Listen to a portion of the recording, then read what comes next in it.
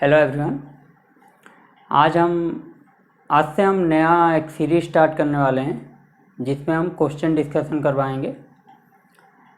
Various entrance exam जो भी India में हो रहा है सभी का क्वेश्चन का सॉल्यूशन हम आपको प्रोवाइड करेंगे।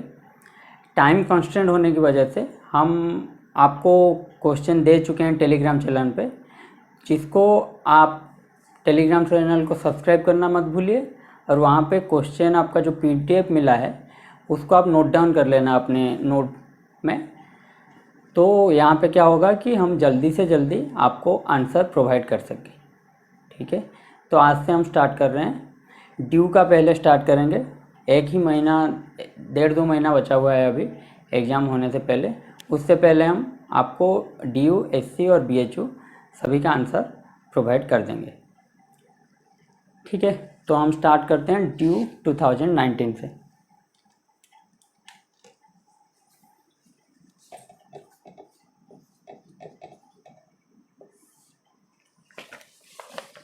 पहला क्वेश्चन था आपका, specific redox reaction of chlorine is known as. इसका आंसर क्या आएगा? Disproportionate reaction. आंसर है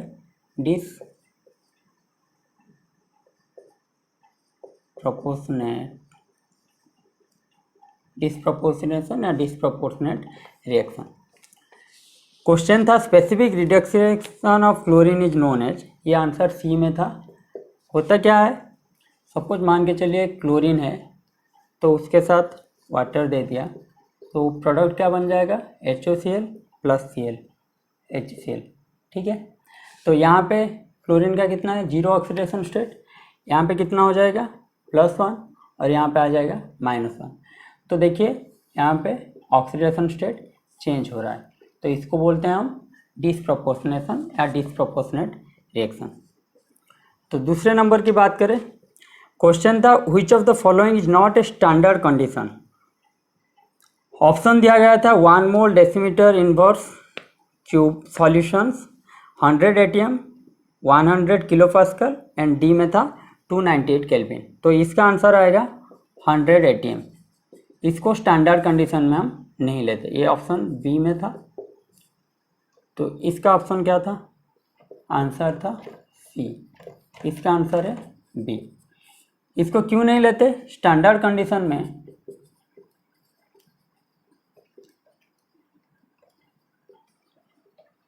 स्टैंडर्ड कंडीशन में हमें क्या क्या चीज़ लेना पड़ता है? 298 केल्विन और 25 डिग्री सेंटीग्रेड। दूसरा है 1 ATM, इसी को ही कहते हैं 101.3 किलोपास्कल। नियरली इक्वल टू 100 का है। 100 ATM हम कभी भी नहीं लेते स्टैंडर्ड कंडीशन में। तो ये तीनों चीज़ ऑप्शन में था, लेकिन 100 ATM नहीं था। 100 ATM एक ATM की मतलब 1 ATM नहीं था, 100 ATM था, तो ये आंसर आपका नहीं होगा। ठीक है,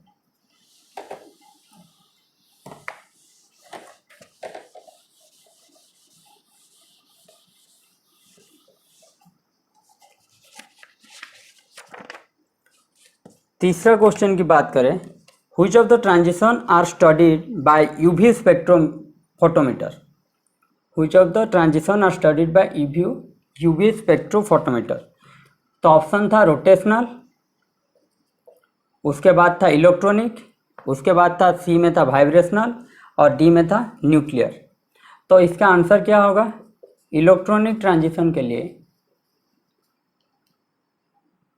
ये बी ऑप्शन था आपका। इलेक्ट्रॉनिक ट्रांजिशन के लिए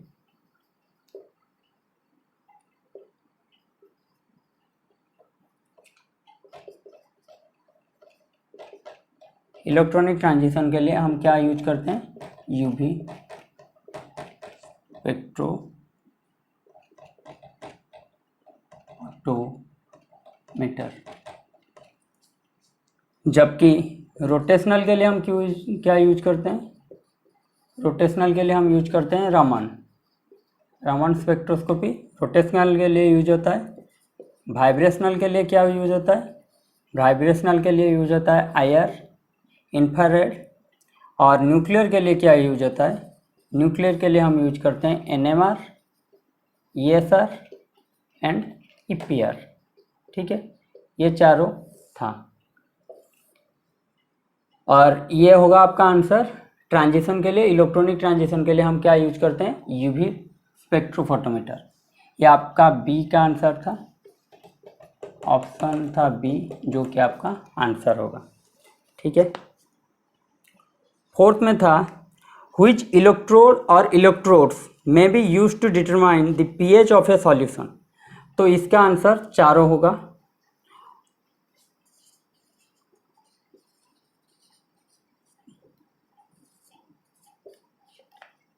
क्वीन हाइड्रोन इलेक्ट्रोड, ये भी आपका होगा।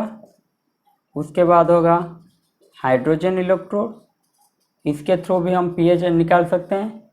सी में था ऑल। हर एग्जाम में आपको नहीं मिलेगा कि डी में ही ऑल मिलेगा, सी में इसका ऑल था, जो कि आपका आंसर होगा। डी में था ग्लास इलेक्ट्रोड।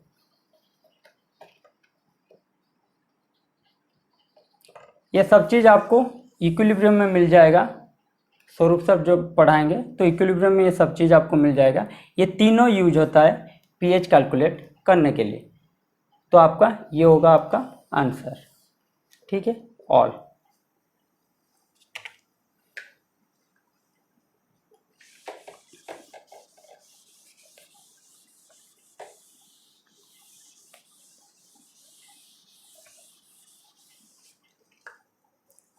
पाँच नंबर क्वेश्चन में दिया गया था which acid is present in lemon. 5 number का क्या था? लेमन के लिए क्या यूज होता है? Citric acid. लेमन में मिलता क्या है हमारे? लेमन में हमको साइट्रिक एसिड मिलता है। ठीक है, तो साइट्रिक एसिड ऑप्शन क्या था? सी था। ऑप्शन में और 3 चीज दिया गया था जिसके बारे में मैं थोड़ा सा बता देता हूँ। लैक्टिक एसिड हमें कहाँ पे मिलेगा? लैक्टिक एसिड स्ट्रक्चर ऐसे होगा,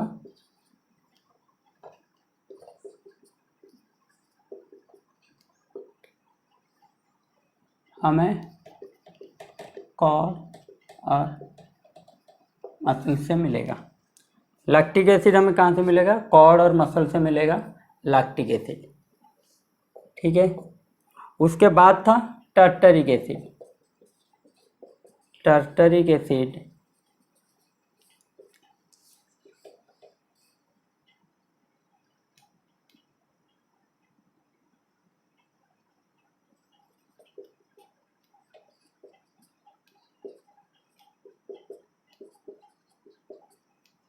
ठीक है, ये हमें ग्रेप्स और बनाना, अंगूर और केले से मिलेगा, हमें टर्टरिक एसिड मिलता है।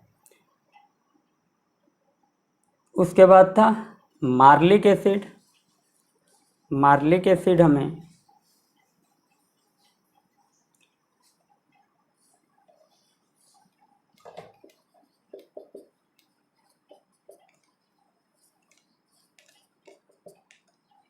एप्पल से मिलेगा।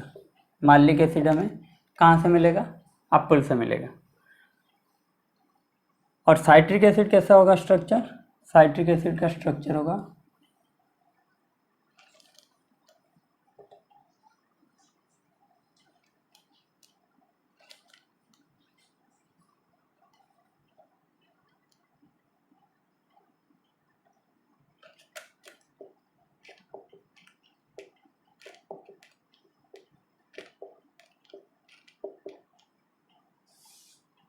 तो साइट्रिक एसिड हमें लेमन से साइट्रिक एसिड और लाइम से भी हमें साइट्रिक एसिड मिलता है। इन दोनों चीज़ों से साइट्रिक एसिड मिलता है।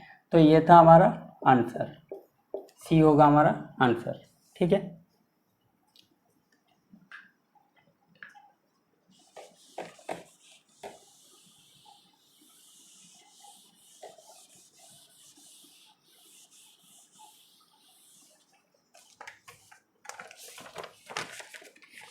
सिक्स क्वेश्चन था ग्राम molar volume occupied by 1 mole of oxygen gas at STP is.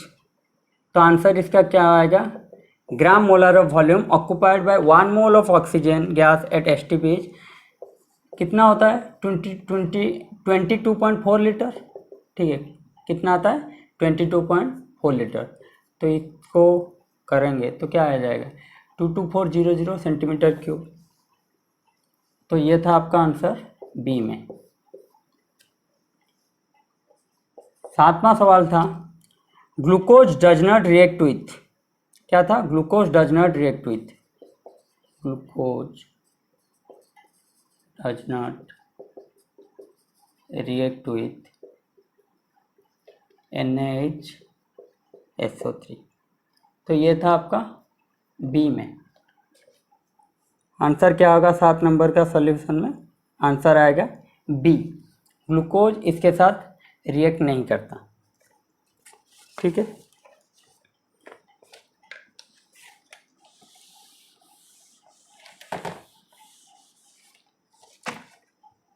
सात नंबर की ऑप्शन के बारे में बात करूं तो था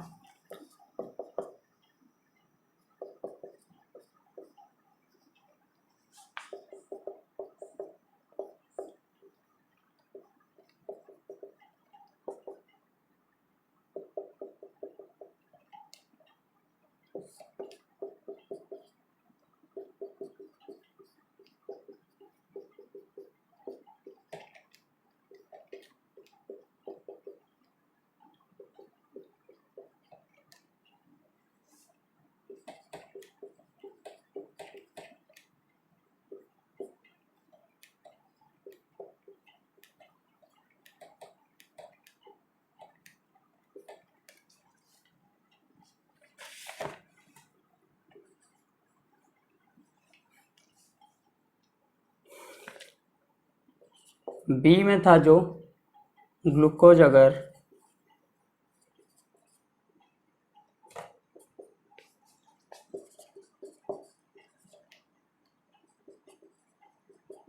क्या देगा प्रोडक्ट, ओसाजोन। ठीक है, ओसाजोन का स्ट्रक्चर कैसा होगा,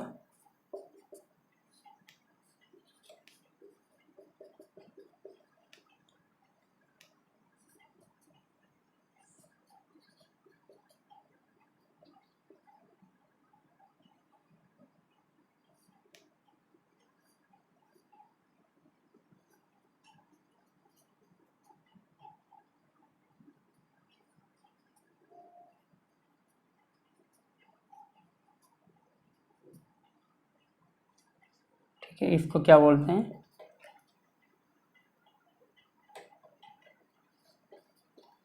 ओसाजोन।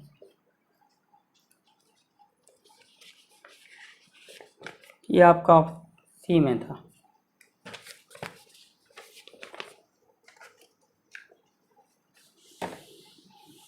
ग्लूकोज अगर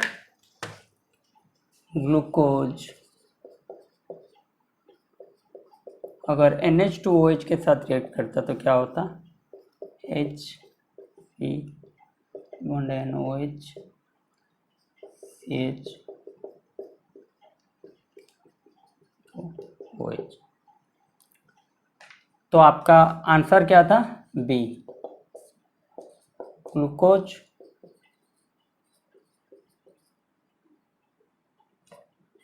डज नॉट react with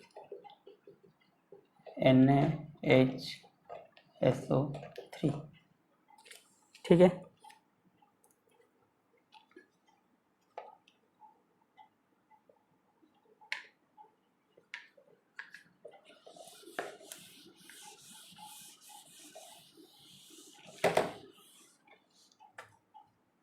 आठ नंबर का सवाल था। 8वां सवाल क्या था, which does not increase rate by affecting the number or nature of collisions। Option में था एडिंग कैटलिस्ट, सेकेंड में था बी ऑप्शन में था increasing the surface area, C option में था increasing the pressure, D option में था इंक्रीजिंग द टेम्परेचर। तो आंसर क्या होगा, कैटलिस्ट ऐड करने से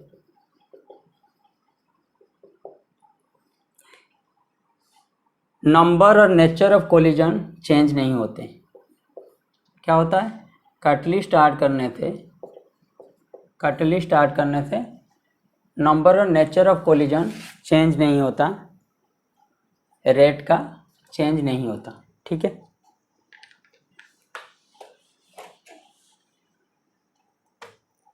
उसके बाद था 9वां सवाल में क्या था?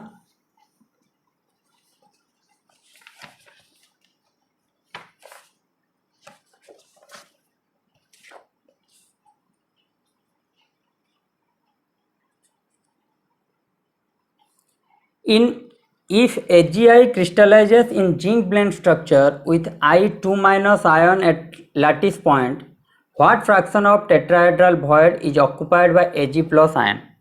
क्या था? AgI crystallize in zinc blende structure with I2 minus ion at lattice point। तो ये सिमिलर हो गया क्या? ZnS स्ट्रक्चर के साथ। ठीक है, तो ऑप्शन था 75%। टेट्राहेड्रल वॉइड में कितना फ्रैक्शन रहेगा Ag प्लस? ऑप्शन था 75%, बी में था 25%, सी में था 50%, डी में था 100%। ठीक है, मैं ये आपको जो स्पिनल पढ़ाऊंगा तो ये सब की चर्चा करूंगा। अभी आप इतना जान लीजिए कि होता क्या है। AgI में number of tetrahedral void, AgI में नंबर ऑफ टेट्राहेड्रल वॉइड होते हैं कितना? 2n मान के चलिए, क्योंकि टेट्राहेड्रल वॉइड जितना होगा, टेट्राहेड्रल वॉइड में क्या होता है? FCC स्ट्रक्चर में क्या रहेगा? 8 रहेंगे, तो ऑक्टाहेड्रल कितना रहेंगे? 4। तो ये क्या हो गया? ये दुगना है इसका, तो 2n होता है। ठीक है, AgI number of tetrahedral void कितना होता है? 2n। तो Ag plus ion occupy these voids. AgI में क्या होता है? Ag प्लस, AgI में क्या होगा? Ag plus plus I minus. ठीक है, तो ये है 1 मोल का, ये है 1 मोल का। ठीक है, तो Ag प्लस आयन कितना ऑक्युपाइड करेगा? 1n, बस सिंपली n और 1n सिंपली n। ठीक है, तो इसका फ्रैक्शन निकालें तो कितना आएगा? टेट्राहेड्रल में आएगा AgI, टोटल AgI में Ag कितना? Ag प्लस कितना है? n/2n। तो कितना आंसर आ जाएगा? 50%। तो 50% आंसर क्या था? सी में था। तो आपका ऑप्शन सी क्या होगा? आपका आंसर होगा ऑप्शन सी।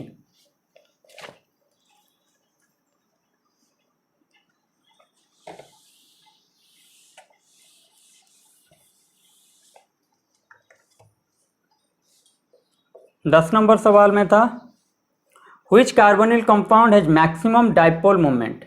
ठीक है, which carbonyl compound has maximum dipole moment. Dipole moment के लिए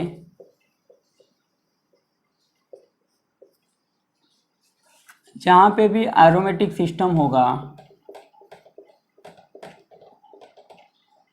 वहां पे क्या होता है? चार्ज सेपरेशन ज़्यादा होता है। क्या मैंने बोला? डाइपोल मोमेंट वहां पे सबसे ज़्यादा होगा, greater dipole moment, greater dipole moment. जहां पे एरोमेटिक सिस्टम होगा वहां पे चार्ज सेपरेशन ज़्यादा होता है। तो चार्ज सेपरेशन जहां पे ज़्यादा होगा तो डाइपोल मोमेंट वहां पे ज़्यादा होगा। ऑप्शन में था, ये इसका आंसर आएगा आंसर ए। आंसर ए में क्या था? तो इसको चार्ज सेपरेशन कैसे करेंगे? तो इसको ऑक्सीजन अगर अपने तरफ खींच लेगा डबल बॉन्ड तो क्या होगा? ये आ जाएगा माइनस, ये आ जाएगा आपका प्लस। ठीक है, ये एक एरोमेटिक कंपाउंड है। ये मैं आपको दिखा रहा हूँ चार्ज सेपरेशन कैसे होता है। तो ये एरोमेटिक कंपाउंड है, तो एरोमेटिक कंपाउंड में क्या होगा? चार्ज सेपरेशन हो जाता है, ज़्यादा होगा तो डाइपोल मोमेंट ज़्यादा होता है। तो एरोमेटिक कंपाउंड को आपको देख के डायरेक्टली आपको ऑप्शन से निकालना है कौन सा एरोमेटिक कंपाउंड है। तो आंसर क्या आएगा? आंसर आएगा ऑप्शन ए। ठीक है, उसके बाद आते हैं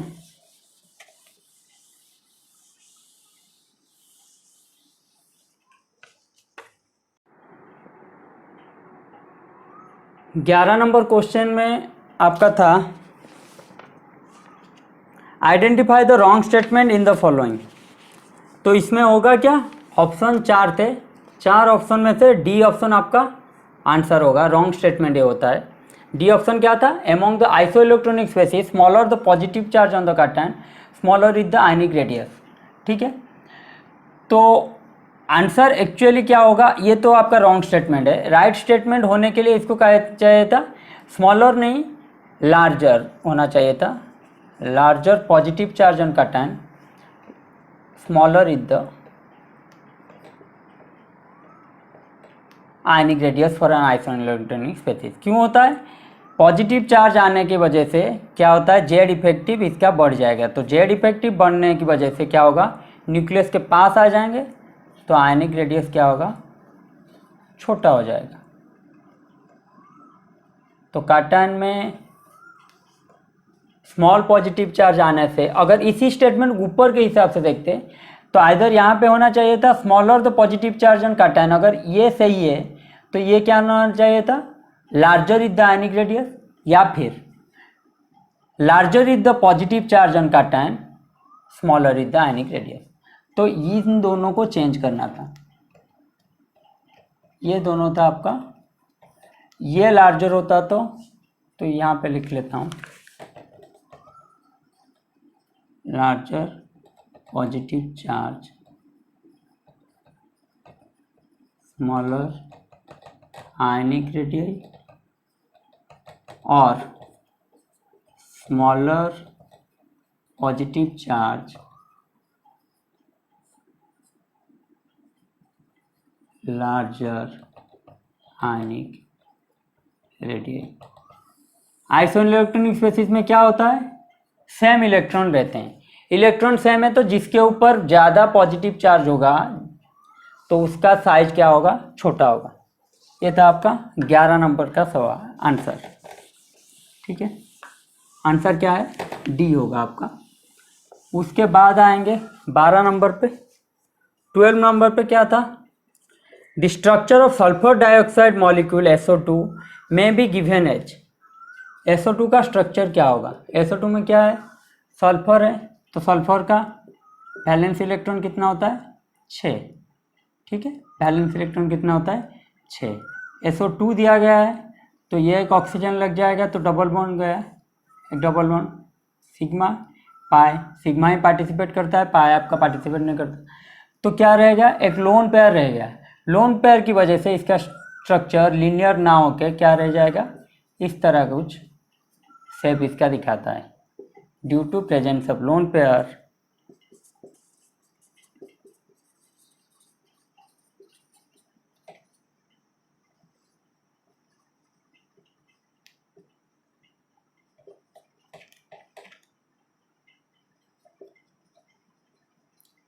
लोन पेयर की वजह से क्या होता है, बेंट स्ट्रक्चर हो जाता है। तो ऑप्शन किस में था, बेंट, ऑप्शन बी में था बेंट स्ट्रक्चर। तो आंसर क्या आएगा, बी आएगा आपका 12 नंबर का। ठीक है,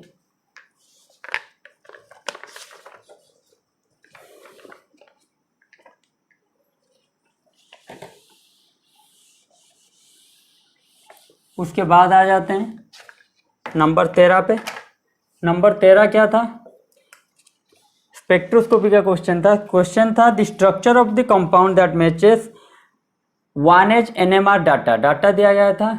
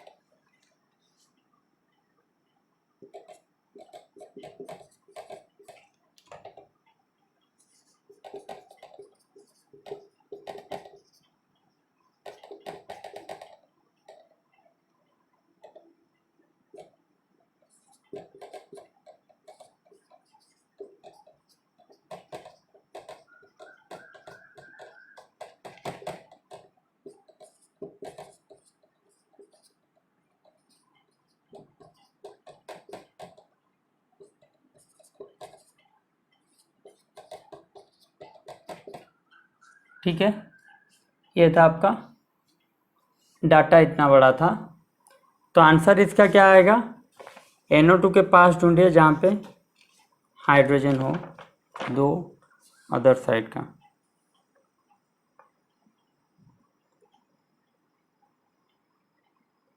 NO2 के पास क्या है, तो ऑप्शन आया, आंसर होगा B, B the answer. Spectroscopy है, तो जो सेकेंड ईयर के बच्चे हैं उनको समझ नहीं आएगा, तो बेसिक सा ही थोड़ा बता देता हूँ इसका आंसर क्या है। जब स्पेक्ट्रोस्कोपी पढ़ेंगे तो हम समझेंगे, ठीक है। तो आंसर इसका क्या आएगा, बी।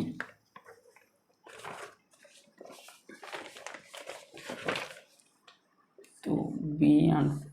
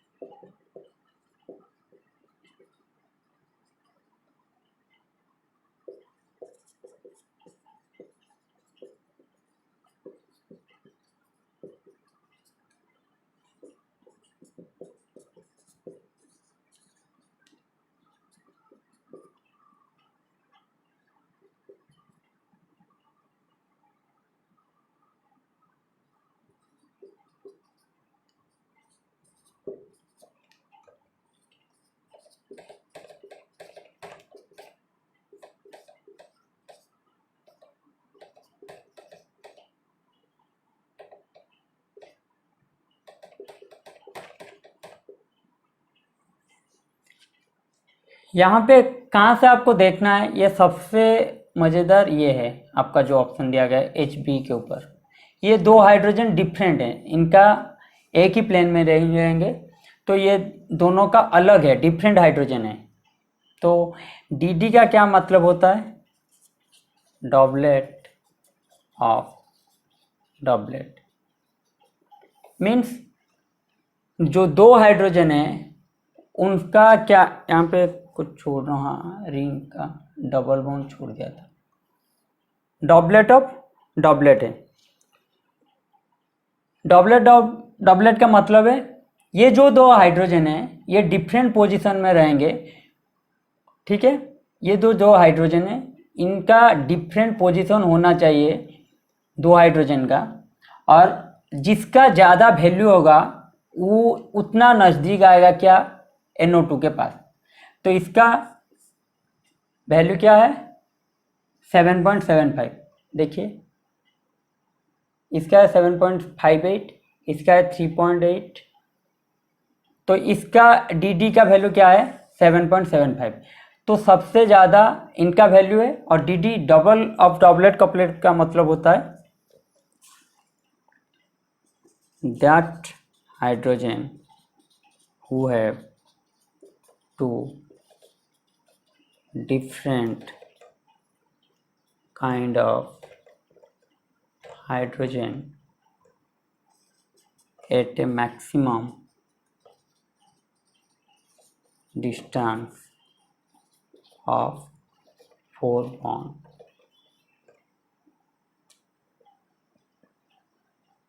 तो 4 बॉन्ड के बीच जो दो डिफरेंट हाइड्रोजन का मैक्सिमम डिस्टेंस जो होगा वो 4 बॉन्ड के बीच जिसका रहेगा वो होगा DD बोलते हैं, ठीक है। DD कपलिंग में क्या होगा, इसमें देखिए इसका जो लेमड़ा दिया गया है वो सबसे ज़्यादा है, तो सबसे ज़्यादा जितना लेमड़ा ज़्यादा होगा वो उतना क्या होगा, NO2 के पास रहेगा। इस स्ट्रक्चर के हिसाब से बोल रहा हूँ, तो NO2 के पास क्या है, ये दोनों देखिए सबसे NO2 के पास है। तो आंसर क्या आएगा इसका, ये कौन सा स्ट्रक्चर था, बी का, ये होगा आपका आंसर, ठीक है।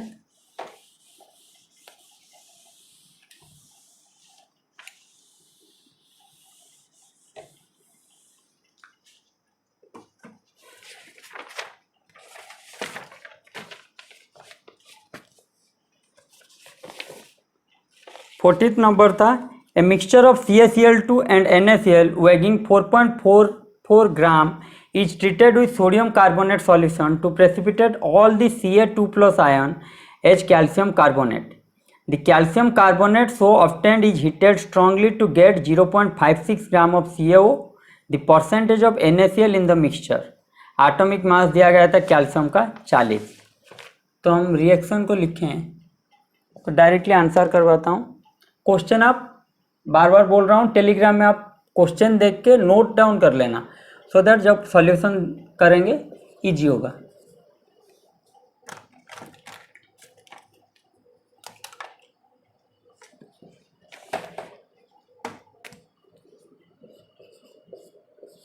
CaCl2 प्लस NaCl किसके साथ हो रहा है? Na2CO3 देगा क्या? CaCO3 प्लस 2NaCl प्लस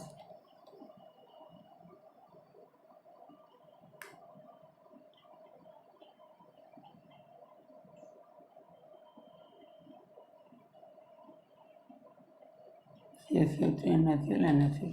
ठीक है, तो होगा क्या? ये दिया गया है आपका 4.44 ग्राम। ठीक है, तो CaCO3 से क्या निकलता है अगर इसको हीट करेंगे तो आएगा क्या प्रोडक्ट? CaO plus CO2। ये कितना दिया गया है? 0.56। ठीक है, कितना दिया गया है? 0.56। हमारे पास क्या है? CaCO3 का कितना दिया गया है? मास कितना दिया गया है? 40। तो कैल्शियम का 40 प्लस कार्बन का कितना होगा? 12 प्लस 16 3 48, तो कितना होगा? 100। तो 100 ग्राम CaCO3 कितना देगा? CaCl2 कितना देगा? CaCO3 कितना देगा? CaCl2 का कितना आएगा? कैल्शियम दिया गया है 40, 35.5 इसका होता है मॉलिक्यूलर मास, तो कितना होगा? 71, तो 111। तो 100 ग्राम से हमें क्या कितना मिलेगा? 111। तो 1 ग्राम CaCO3 से कितना मिलेगा हमको? 1.1 ग्राम। ठीक है, इतना तो आपको समझ आया। 100 ग्राम से मिलेगा CaCO3, 111 ग्राम CaCl2, तो 1 ग्राम कितना देगा? CaCl2। ठीक है,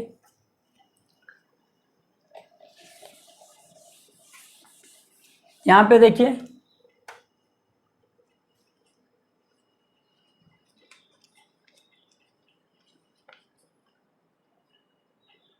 CaCl2 हमें कितना मिल गया? 1.1 ग्राम। टोटल कितना दिया गया है? 4.4 ग्राम। तो इसको 4.4 ग्राम से हटा दें तो कितना बचेगा? 3.3 ग्राम। तो 3.3 ग्राम क्या बच गया? NaCl। ठीक है, क्योंकि ये टोटल गया है 4.44 ग्राम, हमें मिला कितना? CaCl2 1.11 ग्राम, तो बच गया कितना टोटल? 3.33 ग्राम। तो परसेंटेज ऑफ NaCl कितना होगा? टोटल है NaCl है 3.33 ग्राम, टोटल कितना है हमारे पास? 4.44 ग्राम। तो परसेंटेज निकालने के लिए इंटू 100 कर देंगे, तो ये आपका आ जाएगा 75%। तो ऑप्शन बी होगा आपका आंसर। क्या होगा? ऑप्शन बी आपका आंसर होगा। कितना आएगा? 75%।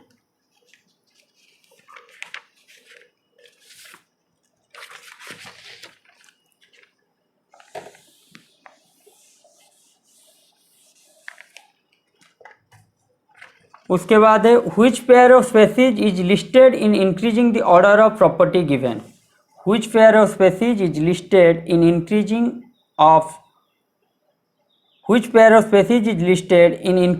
order of the property given? ठीक है, तो करेक्ट ऑप्शन इसका क्या आएगा? आंसर आएगा 15 नंबर का आंसर होगा ए।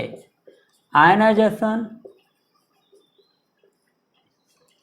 Energy of oxygen less than ionisation energy of fluorine, क्योंकि फ्लोरीन का साइज छोटा होता है। या फिर ऐसे देख सकते हैं, इसके पास क्या होता है 2p5, 5 इलेक्ट्रॉन होने की वजह से इसका एक इलेक्ट्रॉन निकालने के लिए ज़्यादा एनर्जी इसको चाहिए होगा। तो आयनाइजेशन एनर्जी क्या बोलता है, energy required to remove an electron, एक इलेक्ट्रॉन रिमूव करने के लिए, क्योंकि एक आ जाएगा तो इसके पास क्या आ जाएगा 6 इलेक्ट्रॉन हो जाएगा, तो ऑक्टेट हो जाएगा इसका, 2p2 2p6 हो जाएगा। तो 5 इलेक्ट्रॉन में इसको एक चाहिए, लेकिन ये क्या कर रहा है, आयनाइजेशन एनर्जी इसको ज़्यादा चाहिए होगा इससे एक इलेक्ट्रॉन निकालने के लिए, तो इसका आयनाइजेशन एनर्जी ऑक्सीजन से ज़्यादा होगा। तो 15 नंबर का आंसर क्या होगा, आयनाइजेशन एनर्जी, ठीक है, कौन सा पीरियड इंक्रीजिंग ऑर्डर में दिखा रहा है, तो ऑर्डर इंक्रीज कर रहेगा क्या, ऑक्सीजन से फ्लोरीन का ज़्यादा होगा। तो आंसर क्या आएगा, आंसर होगा A, ionisation energy of fluorine greater than ionisation energy of oxygen. तो ये था हमारा इस सेगमेंट का 15 क्वेश्चन किए। तो फिर एक लेके आएंगे आपके लिए वीडियो जिसमें 15 क्वेश्चन या 20 क्वेश्चन किया गया होगा।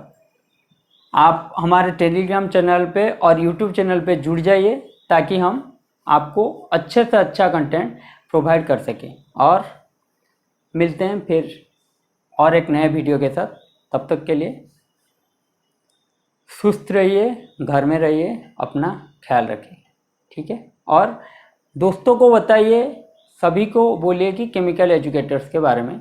यह हमारा यूट्यूब है जो रहेगा, ऑनलाइन प्लेटफॉर्म हमेशा रहेगा, और ये यहाँ पे हम आपको फ्री स्टडी प्रोवाइड करवा रहे हैं। तो अगर आपको अच्छा लग रहा है तो सभी बच्चों को बोलिए, ताकि वो जल्दी से जल्दी टेलीग्राम चैनल में जुड़ जाएंगे या फिर क्लास लेना शुरू करेंगे। तो ये क्वेश्चन जो हो रहा है सॉल्यूशन, उनको आसानी से मिल जाएगा। जिनका जाम नहीं हुआ है, आईआईटी जाम, एक ही एग्ज़ाम हुआ है अभी तक, तो उनके लिए तो ये सब DU, SCU, BHU यही तो भरोसा है। तो दोस्तों को बोलिए ज़रूर, ठीक है।